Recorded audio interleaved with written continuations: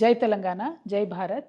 భారతీయ జనతా పార్టీకి చాలా స్పష్టంగా, నిర్దుష్టంగా తెలిసి ఉన్నప్పటికీ కూడా విమెన్ రిజర్వేషన్ బిల్లు పెట్టి మహిళల కోసం బిల్లు పెడుతున్నామని ఏదో రాజకీయంగా లబ్ధి పొందేటటువంటి ప్రయత్నం చేసి దాన్ని డీలిమిటేషన్తోని కలిపి పెట్టి ఇవాళ ఆపోజిషన్ పార్టీస్ అన్నీ ఒక దగ్గరికి వచ్చి ఆ మహిళా బిల్లును ఓడగొట్టేటట్టు చేసిండ్రు.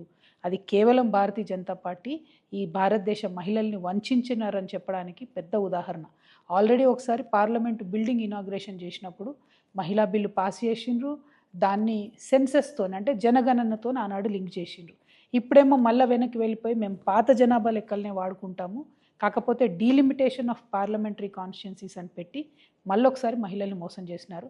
నేను మన తెలంగాణ ఆడబిడ్డల్ని, ఆంధ్ర ఆడబిడ్డల్ని రిక్వెస్ట్ చేస్తూ ఉన్నాను, భారతీయ జనతా పార్టీ ఏ విధంగా అయితే మహిళల్ని మోసం చేసిందో దాన్ని దయచేసి గుర్తించండి.